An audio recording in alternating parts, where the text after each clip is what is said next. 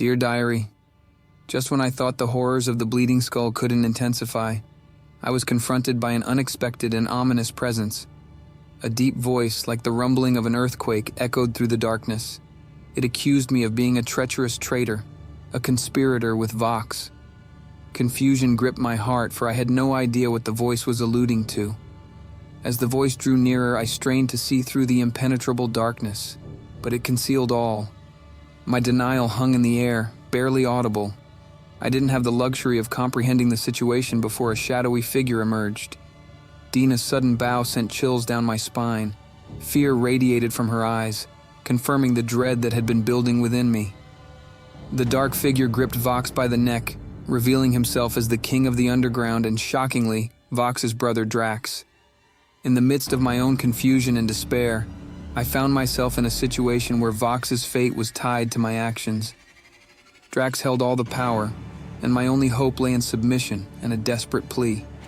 He demanded to know why I was there, his grip on Vox unwavering.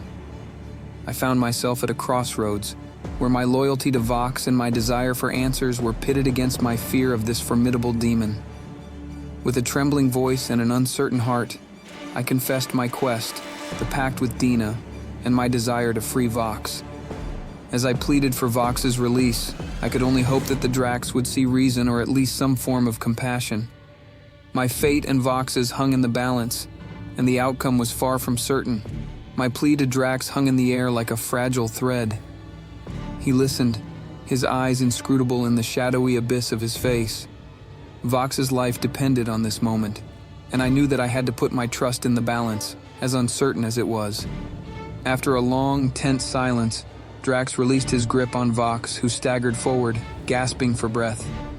Relief washed over me, and I couldn't help but be grateful for the respite. The king's voice, though deep and commanding, held a hint of begrudging acceptance. He acknowledged that I had been brought to the underworld by forces beyond my control, a pawn in a game I never understood. He saw the truth in my words and the sincerity of my plea to free Vox from this twisted ordeal.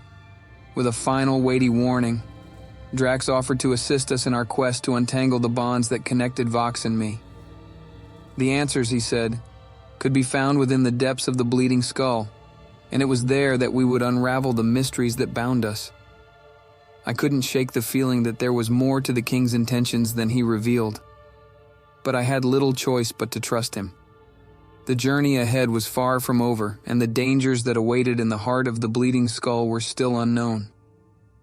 As we prepared to continue our quest, I clung to the hope that the king of the underground would prove to be an ally rather than a foe, and that, together, we could finally unlock the answers that would set Vox and me free.